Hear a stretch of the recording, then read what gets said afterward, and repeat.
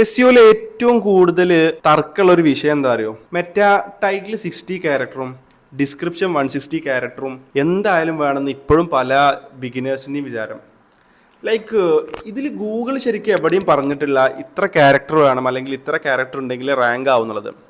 പലപ്പോഴും ചെയ്യുന്ന ആളുകൾക്ക് ഏറ്റവും കൂടുതൽ വേണ്ട ഒരു കാര്യമാണ് കോമൺ സെൻസ് എന്ന് പറയുന്നത്. കാരണം ഒരു വെബ്സൈറ്റിൽ എന്താണ് കൊടുക്കേണ്ടത്, അല്ലെങ്കിൽ ആ ഓഡിയൻസിന് എന്താണ് വേണ്ടത്, അല്ലെങ്കിൽ സെർച്ച് എഞ്ചിന് ഈ ഒരു സംഭവം വായിക്കാൻ പറ്റുമോ, അല്ലെങ്കിൽ ഇത് ഇൻഡെക്സ് ചെയ്യാൻ പറ്റുമോ എന്നുള്ള കാര്യങ്ങളൊക്കെ നമ്മൾ കുറച്ച് ടെക്നിക്കൽ ആയിട്ടുള്ള കാര്യങ്ങൾ നമുക്കറിയണം.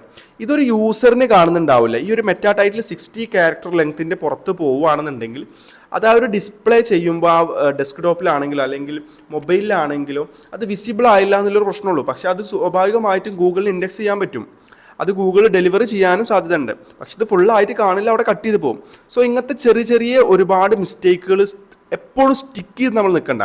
നമ്മളത് കോമൺ സെൻസ് യൂസ് ചെയ്തിട്ട് നമ്മൾ നോക്കണം. ചില സിറ്റുവേഷനിൽ നമുക്ക് മെറ്റാ ടൈറ്റിലോ അല്ലെങ്കിൽ ഡിസ്ക്രിപ്ഷനോ ആ ഒരു ലെങ്ത്തുമായിട്ട് നമുക്ക് എപ്പോഴും വെക്കാൻ പറ്റുന്നില്ല. അപ്പോൾ കുറച്ച് കൂടിയതുകൊണ്ട് പ്രശ്നമൊന്നുമില്ല. പല വെബ്സൈറ്റുകളിലും മെറ്റാ ടൈറ്റിലും ഡിസ്ക്രിപ്ഷനും ഒക്കെ 200 പിക്സൽസിൻ്റെ മുകളിലോ അല്ലെങ്കിൽ അതിൻ്റെയൊക്കെ മുകളിൽ പോയിട്ടുള്ള ഒരുപാട് വെബ്സൈറ്റുകൾ, നല്ല റാങ്കിങ് ഉള്ള വെബ്സൈറ്റുകളുണ്ട്.